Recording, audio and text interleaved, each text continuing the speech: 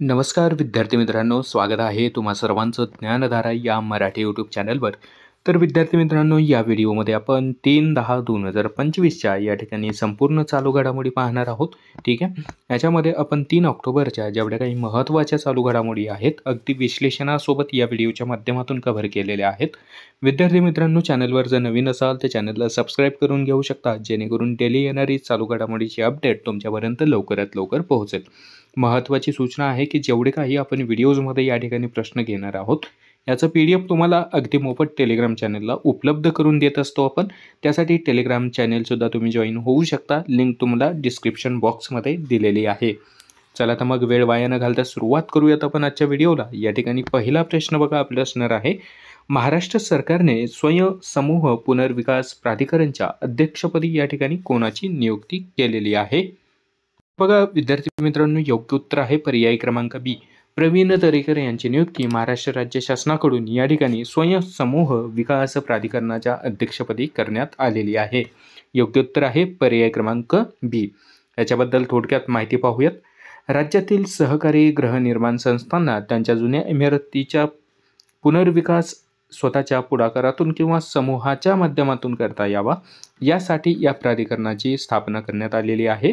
हे प्राधिकरण राज्यातील गृहनिर्माण संस्थांसाठी एक आधारस्तंभ म्हणून काम करेल अशी खात्री या ठिकाणी राज्य शासनाकडून वर्तवण्यात आलेली आहे.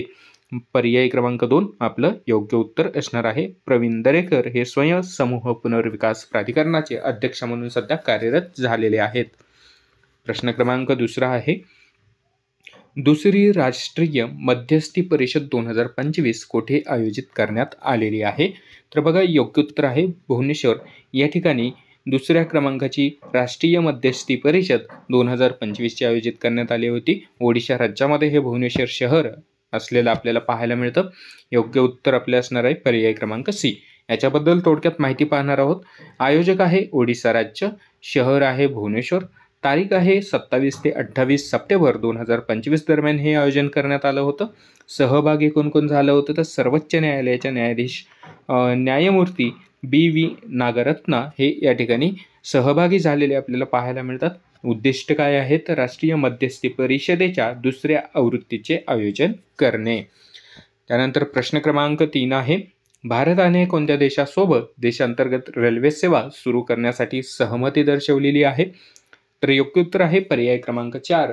भारताने भूतान या देशासोबत आंतरराष्ट्रीय या ठिकाणी रेल्वे सेवा सुरू करण्यासाठी सहमती दर्शवलेलं आपल्याला पाहायला मिळतं.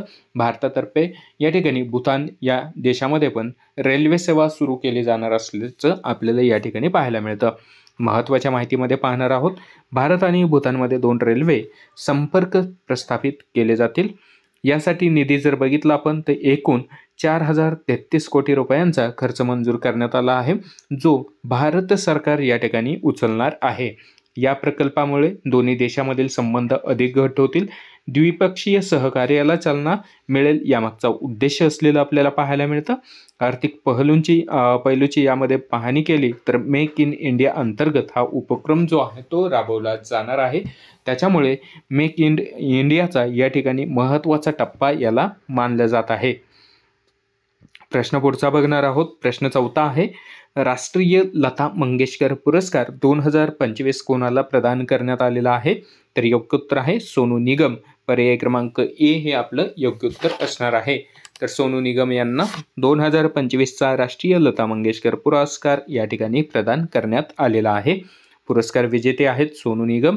पुरस्कार सोहळा इंदोर या ठिकाणी पार पडलेला आहे. प्रदान करणारे मध्य प्रदेशचे मुख्यमंत्री मोहन यादव हे आहेत.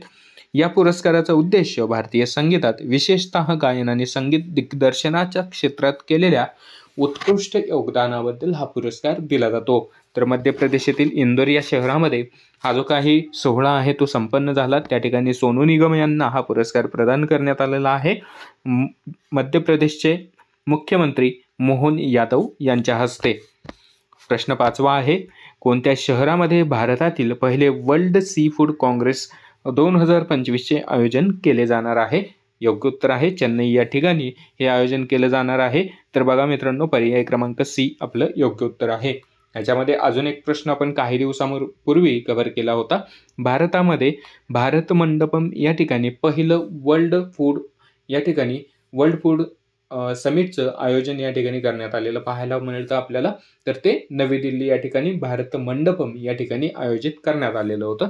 ते होतं वर्ल्ड फूड समिटीचं आयोजन. आणि हे आहे वर्ल्ड सी फूड, म्हणजे समुद्री फूड जे आहे, समुद्री अन्न जे आहे, तर त्याचं हे जे काही सेमिनार आहे, आयोजन आहे, या ठिकाणी केलं जाणार आहे चेन्नईला. ठीक आहे.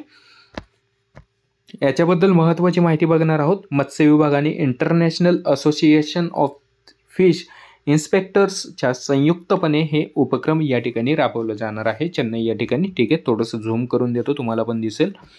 मत्स्य विभाग आणि international association of fish inspectors, ज्याला आपण IAFIच्या नावाने या ठिकाणी ओळखतो, च्या संयुक्तपणे हा उपक्रम राबवला जातोय. आयोजक आहे PDA व्हेंचर्स प्रायव्हेट लिमिटेड. सह आयोजक आहे national fisheries development board Hyderabad या ठिकाणीला आहे. आणि IAFIचे अध्यक्ष आहेत डॉक्टर इयान गोल्डिंग. ठीक आहे, हे महत्त्वाची माहिती आहे. अध्यक्ष परीक्षेमध्ये विचारले जाऊ शकतात. आयोजन कोण केलंय, सह आयोजक कोण आहेत, आणि याचं कोणाच्या साह्याने या ठिकाणी या समितीचं आयोजन केलं जात आहे. तर ह्या सर्व बाबी आपल्याला अत्यंत महत्त्वाच्या आहेत, ज्या की परीक्षेमध्ये तुम्हाला विचारल्या जाऊ शकतात. प्रश्न 5वा आहे, आंध्र प्रदेशात लाल चंदनाच्या संवर्धनासाठी किती रक्कम या ठिकाणी मंजूर करण्यात आली आहे? ते योग्य उत्तर आहे पर्याय क्रमांक C, एकूण 82 लाख रुपये एवढी रक्कम जी आहे ती या ठिकाणी मंजूर करण्यात आलेली आपल्याला पाहायला मिळते. कशासाठी? तर लाल चंदनाच्या संवर्धनासाठी. याचा मुख्य माहितीचं आपल्याला पाहायची झाली अधिकची माहिती, तर राष्ट्रीय जैवविविधता प्राधिकरण NBA असं याला या ठिकाणी म्हटलं जातं. यांच्याकडून हे जे काही रक्कम आहे संवर्धनासाठी मंजूर करण्यात आली आहे. उद्दिष्ट आहे लाल चंदनाच्या 1 लाख रोपांची या ठिकाणी 1 लाख रोपांची या ठिकाणी लागवड करणं. याचा वापर कसा होणार? तर ही रोपे शेतकऱ्यांना वनक्षेत्राबाहेरील वृक्ष कार्यक्रमाअंतर्गत वाटण्यात येणार आहेत. स्थान आहे लाल चंदन ही प्रजाती दक्षिण पूर्व घाटामध्ये सर्वाधिक प्रमाणात आढळून येत असते. ठीक आहे. प्रश्न 7वा आहे, change maker of the year 2025 हा पुरस्कार कोणाला प्रदान करण्यात आला? ते योग्य उत्तर आहे DRDOला हा पुरस्कार प्रदान करण्यात आलेला आहे. पर्याय क्रमांक B आपलं योग्य उत्तर असणार आहे. याच्याबद्दलची महत्त्वाची माहिती पाहणार आहोत. संरक्षण संशोधन आणि विकास संघटना DRDO यांना त्यांच्या स्वदेशी तांत्रिक योगदानासाठी बिझनेस लाईन चेंज मेकर या ठिकाणी ऑफ द इयर पुरस्कार 2025 प्रदान करण्यात आलेला आपल्याला पाहायला मिळतो. ठीक आहे, कशासाठी? तर बिझनेस लाईन चेंज मेकर. ठीक आहे. त्याच्यानंतर पुढचा आहे गोदाम इनोव्हेशन्सच्या संस्थापिका कल्याणी शिंदे यांना बिझनेस लाईन यंग या ठिकाणी जो काही change maker of the year 2025चा पुरस्कार आहे तो यांना प्रदान करण्यात आलेला आहे, गोदाम इनोव्हेशनच्या संस्थापिका. त्यानंतर आयोजन द हिंदूनी केलं होतं. सोशल ट्रान्सफॉर्मेशन, डिजिटल ट्रान्सफॉर्मेशन, आर्थिक परिवर्तन, यंग चेंजमेकर आणि आयकॉनिक चेंजमेकर या 5 श्रेणीमध्ये हा पुरस्कार देण्यात येत असतो. ठीक आहे. प्रश्न पुढचा आहे, जॉर्जिया मेलोनी आत्मचरित्र पुस्तक I am Giorgia my roots my principle या पुस्तकाच्या भारतीय आवृत्तीसाठी प्रस्तावना कोणी लिहिलेली आहे अशा पद्धतीचा प्रश्न आहे. जॉर्जिया मेलोनी कोणत्या देशाच्या पंतप्रधान आहेत? कमेंटमध्ये सांगा माहिती असेल तर. ठीक आहे. तर बघा, या प्रश्नाचं योग्य उत्तर आहे पंतप्रधान नरेंद्र मोदी. त्यांच्या पुस्तकासाठी, भारतीय आवृत्तीच्या पुस्तकासाठी या ठिकाणी प्रस्तावना लिहिलेली आपल्याला पाहायला मिळते. जॉर्जिया मेलोनी या कोणत्या देशाच्या पंतप्रधान आहेत हे कमेंटमध्ये सांगायचे तुम्हाला. ठीक आहे, तुम्हाला माहिती असेल तर सांगा, अन्यथा पुढच्या व्हिडिओमध्ये आपण हा प्रश्न या ठिकाणी कव्हर करणार आहोत. त्यानंतर प्रश्न क्रमांक 9 आहे आपला, पहिले अॅन्कोलॉजी केंद्र कुठे स्थापन केले आहे? तर योग्य उत्तर आहे बघा, गोवा या ठिकाणी भारतातील पहिलं अॅन्कोलॉजी जे केंद्र आहे ते स्थापन करण्यात आलेलं आहे. पर्याय क्रमांक A या ठिकाणी योग्य उत्तर आहे, गोवा या ठिकाणी. याच्याबद्दल महत्त्वाची माहिती, तर 10व्या राष्ट्रीय आयुर्वेदिक दिनानिमित्त आयुष मंत्रालयाने भारतातील पहिले integrative oncology research centre and care centre, ज्याला आपण IORCC all India institute of Ayurveda, ज्याला आपण AIIA गोवा येथे सुरू करण्यात आलेलं आपल्याला पाहायला मिळतं. पुढचा मुद्दा आहे, येथे आयुर्वेदिक योग पंचकर्म आणि आधुनिक कर्करोगावर उपचार एकत्रितपणे केले जातील. हे केंद्र AC टाटा मेमोरियल सेंटरच्या सहकार्याने स्थापन करण्यात आलेले सेंटर असलेलं आपल्याला या ठिकाणी पाहायला मिळतं. ठीक आहे.